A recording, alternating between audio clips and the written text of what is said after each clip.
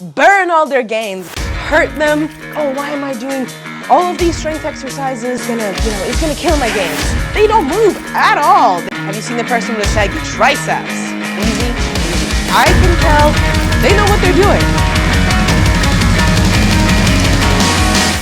Hey friends, my name is Katya. I'm a coach with Total Body Lab, a nationally qualified powerlifter and bodybuilder in the past, and welcome to the video. Today we're going to be talking about the 5 key mistakes that men usually make at the gym. We talked about women last week. We're going to talk about guys today. I hope you enjoy. And if you notice more crazy stuff or useless stuff that guys do at the gym, please write that down in the comments. Probably the worst thing that I see guys doing in the gym is grabbing too much weight, trying to work with more than they actually can, usefully. If you rationalize lifting, right, because we go to the gym, why? To get healthier, to get stronger, to look better. If you have any mental health problems, you've probably noticed that it alleviates some depression and some anxiety if you lift a little bit, right? You have happy hormones flood your brain and flood your body, and you're a little bit more relaxed, right? But if you take too much weight, then you can't effectively lift, and that kind of sabotages that point as well. So I don't think there's a lot of use in taking something that you can't effectively work with and just ego lift to show off. And you also notice this on some weird exercises sometimes. Like for example, like, all right, if you're going for a PR in bench press and you have a spotter and you're safely doing it, cool. But if you're like swinging the weight using bicep curls, you're using geometry, right? To lift the weight. You're using momentum and geometry that helps the weight go up. So you're moving the weight in space, but you're not actually using the muscle. Like I can flex my biceps, here, standing. There's no weight in my arm right now, and I can still contract the muscle, right? If you have enough body-mind awareness, you can probably just stand there or sit there, whatever you're doing right now, contract your abs, contract your glute cheeks, contract your quads, right? So the more you have been lifting and the more varied your program is, the better control you have of certain muscles in your body. If you don't want to get injured, if you want to lift for a long period of time, for many years, if you are doing it for health, not only for looks, lifting safely and not bro lifting just to show off in front of other people is a great idea. Consider that. If you constantly try to hit PRs and if you constantly try to overstrain your body with a weight that could potentially be too heavy for you. Mistake number 2 that I notice a lot of guys making in the gym is ego lifting. So not necessarily using too much weight here, but lifting in a way that does not work their muscle. You see, like I mentioned previously, a lot of momentum, like in bench press, bouncing off of the chest, or God forbid in squat, like doing this wobble kind of thing when you relax your muscles and you bounce the weight into your knees at the bottom when your knees are bent. The kneecap is a bone. You can't work that.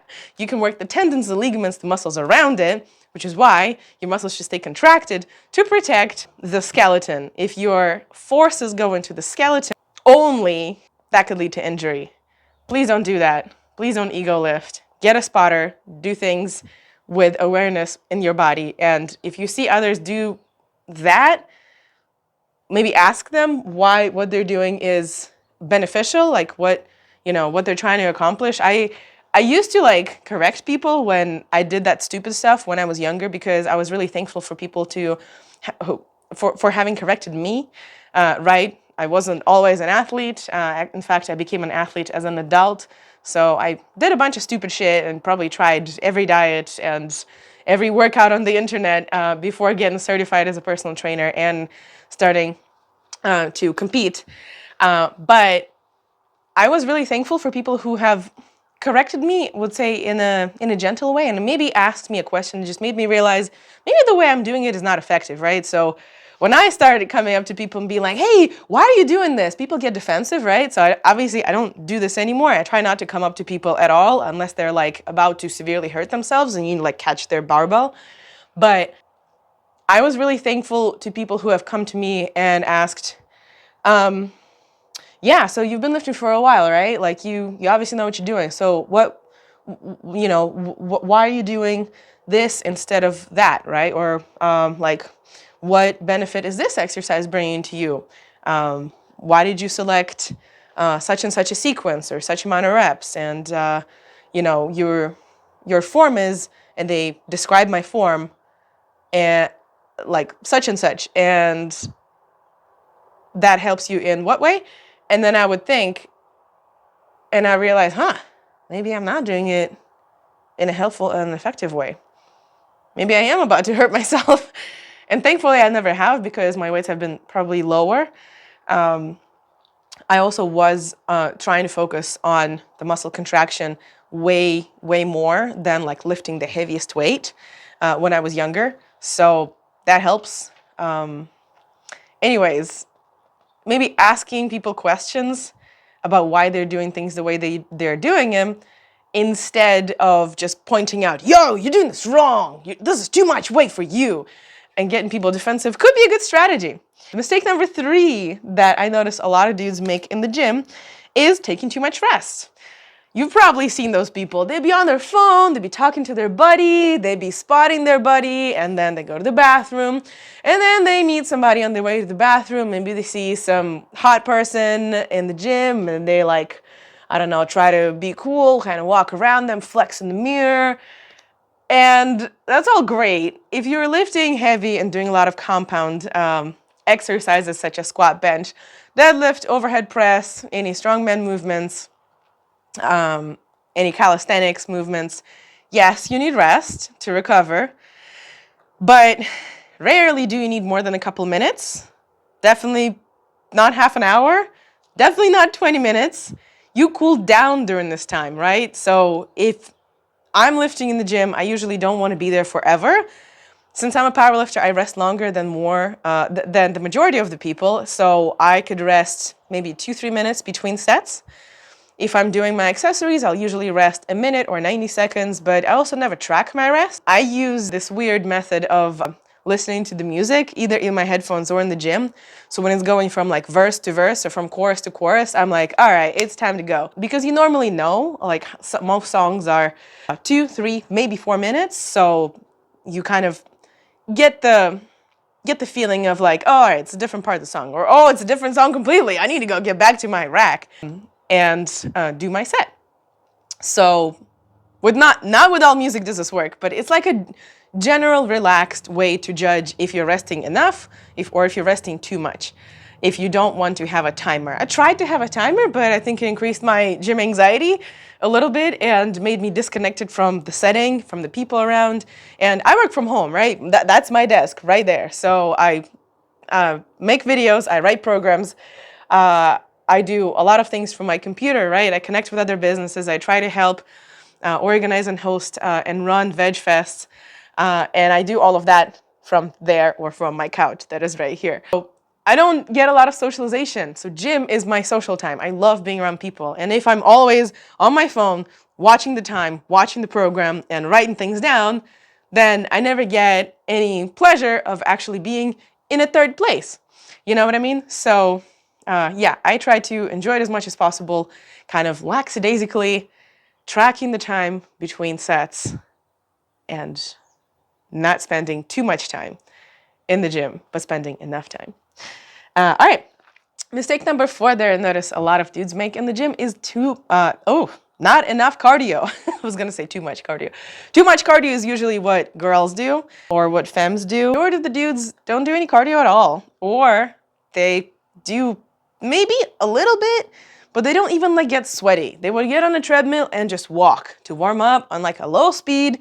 There won't be any variety, right? Walking is a very anterior based exercise. You walk every day. I mean, I don't know, at least walk on an incline, at least try Stairmaster or elliptical, at least try to row.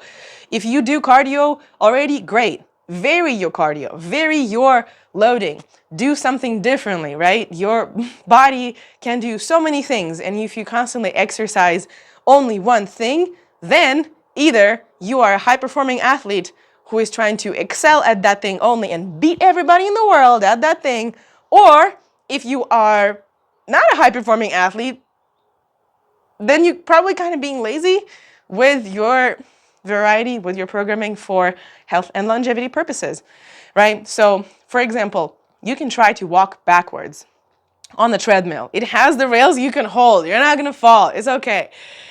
You can try to walk sideways. You can do a bunch of squats and a jump rope and battle ropes. You can do sled pulls and pushes if your gym has that. Any kind of circuits with warm-up exercises. Look up CrossFit WODs. They have a lot of really good circuits that you can kind of drop down in terms of weights and complexity, and use as a good cardio. Use it to raise your heart rate. And imagine that, if you do that, you will burn more calories after your workout. If you include a little cardio circuit, it'll be better for your heart, the most important muscle in your body, and you'll probably burn more fat rather than just walking on a treadmill when on your phone. Cool. A lot of dudes don't do any cardio at all, which is like fine, but then they're really afraid that it's gonna just burn all their gains. It's gonna hurt them, and in a way of not getting strong enough, and like, oh, why am I doing all of these strength exercises, and like cardio is just gonna, is gonna kill my gains. Especially the skinny guys. I noticed this a lot. I have a couple clients who are on the smaller side, and they're really trying to gain muscle, and they're afraid to do cardio. Like the majority of the cardio that they would do would be walking around the city if they live in the city. And if they don't live in the city, they don't move at all. They would go from the bed, kitchen table, to the car, to the work table, or if they work from home, literally from the bed to the kitchen, to the desk, to the bathroom. That's all the movement that actually a lot of people do during the day. For a lot of people, they just don't move. And this is something for another video, but cardio is important. Your heart health is important. It helps you drop at rest heart rate. It helps you just live longer, stay healthier. We can talk about that and your cardiovascular system, and it's important in another video. But yeah, if you do a couple thousand steps a day, it's not gonna hurt your gains. It's probably actually going to improve your gains because you're going to recover better. You're going to flush the metabolic breakdown products from your system, from your muscles. You're going to breathe a little more, fill your lungs with oxygen, fill your muscles with oxygen, bring the nutrients to your muscle, flush your lymph. So anyways, if you can walk a couple of thousand steps a day, please do. That's not gonna hurt your gains. That's the takeaway. If you're afraid you're gonna lose weight, or if you notice you're starting to lose weight, with even that little addition of cardio, you can always add however many calories you think you expand during that time. So, I don't know, walk half an hour, and drink one more scoop of protein. Easy, easy, beneficial. Okay, let's move on. Last thing, the thing number 5 that I noticed a lot of dudes do in the gym that I think they could do better at is working on anterior muscles only. And I guess overall people do that, but especially dudes who are trying to do like the, beach body, like shoulders and pecs and abs and biceps. And that's all good, but have you ever seen a person with a saggy biceps? Probably not. Have you seen the person with a saggy triceps? This, right? This hangs and sags for everybody. This is on top, and it doesn't really. And yeah, triceps has 3 heads. It is usually stronger than biceps. You can put a lot of work in there, and it's usually underworked, okay? It's in the back. We forget about it. Your rear delts, why do you forget about them? Your front delts, they get enough work just doing stuff by day. You don't usually do any kind of pushing, pressing movements to work your triceps. You don't usually do any kind of pulling movements to work your back during the day. So why don't you start including the posterior chain movements as well? Most dudes, I guess, include deadlift in some capacity, but can you include variations of deadlift? Can you include pull-ups? Can you include accessories for your posterior chain? such as Superman, such as seated row, machine row, all kinds of cable row, standing, bent over, barbell row. There's a million exercises that you can include for the muscles that you forget about that are in your back. Do not forget about them. I think backs are my favorite in terms of, like, I guess, body parts. When I look at a person, if they have a, nice strong back, I can tell they know what they're doing. If they have an overdeveloped front and no butt, no legs, no back, I'm like, oh, can somebody please help him write a program that also includes posterior chain?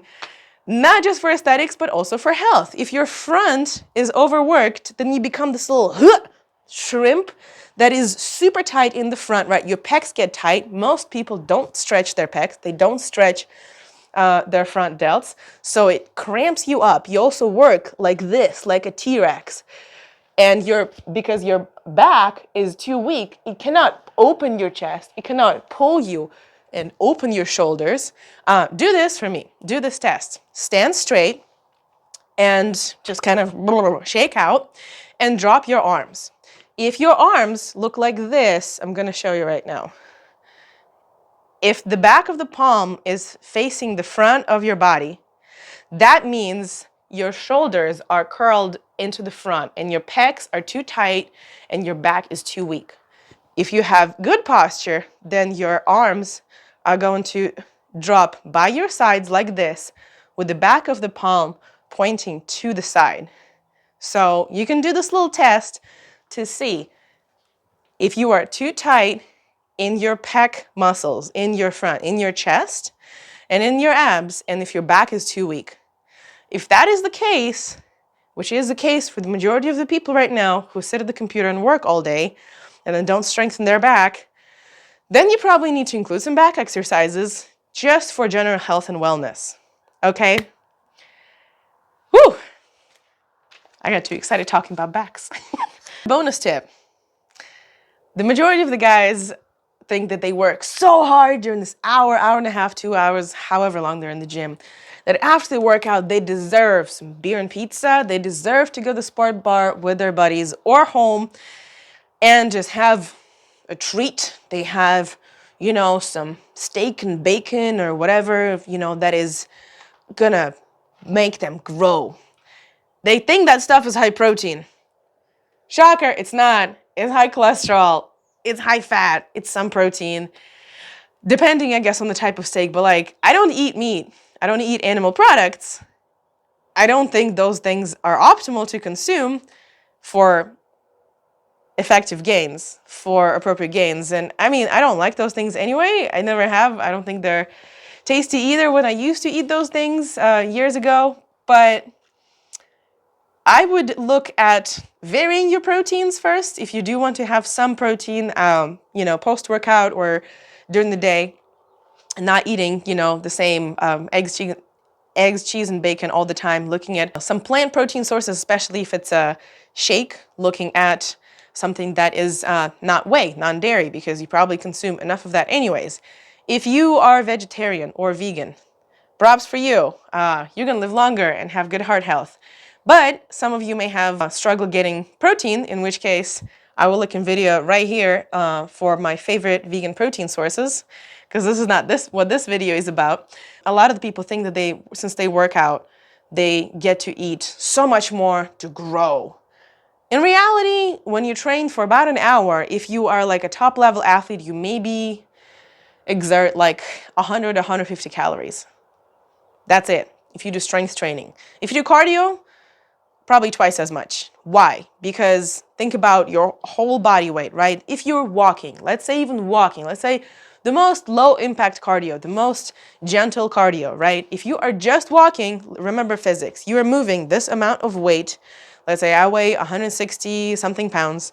We're moving 160 pounds over a distance over a period of time. Remember physics, work is moving a mass over a distance. So moving the same heavy pile of muscle, your meat sack, your body, over distance, over time is a lot of work. That exerts a lot of energy. If you are moving this small front delt, yes, contracting, or biceps, contracting, right? This is a very small muscle, right?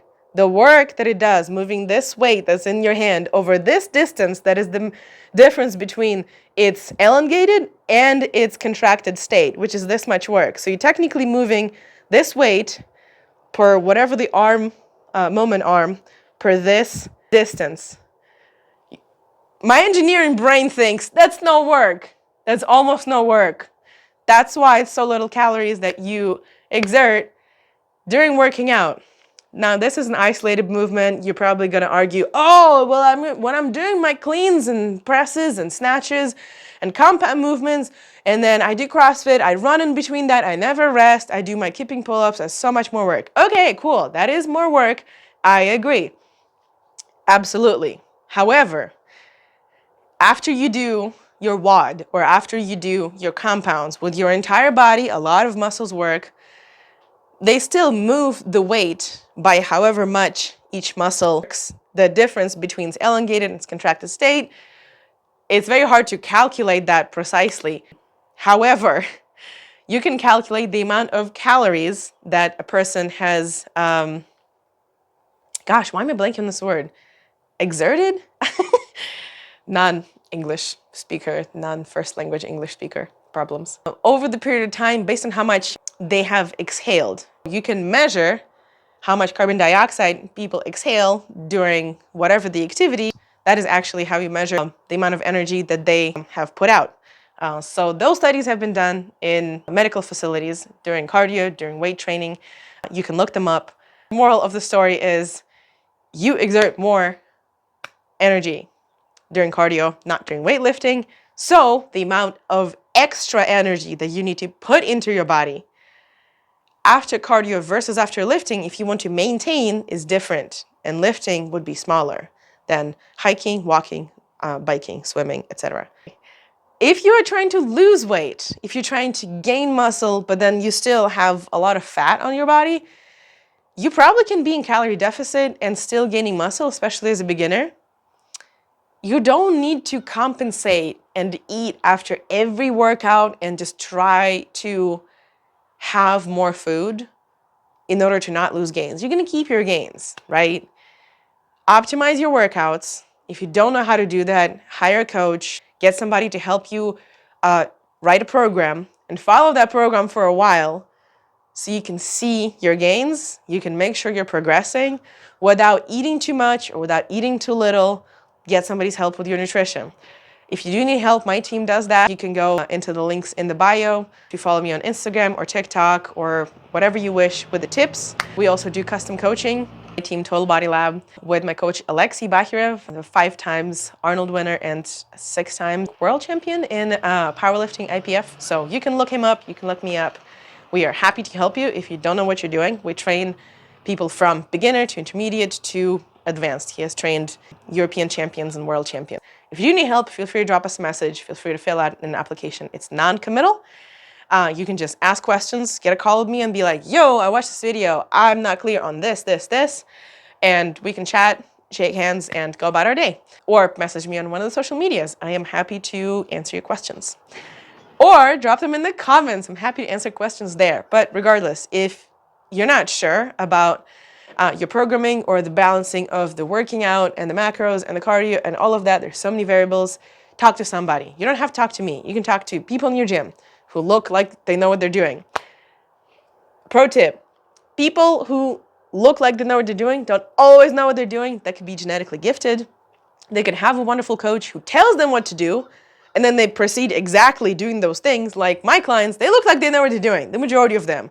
Can they coach other people? Probably not. Can they give you good advice? Well, it depends on what you ask, right? So I haven't been qualified to coach or known what I was doing when I was younger, even though I looked confident as hell, just confident as hell. But I guess I'm just a confident person.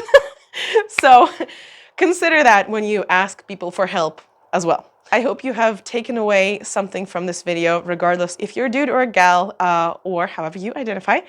And if you have any more questions, write them in the comments. I'm happy to answer. If you see guys doing stupid shit in the gym, what is it that I didn't mention in this video?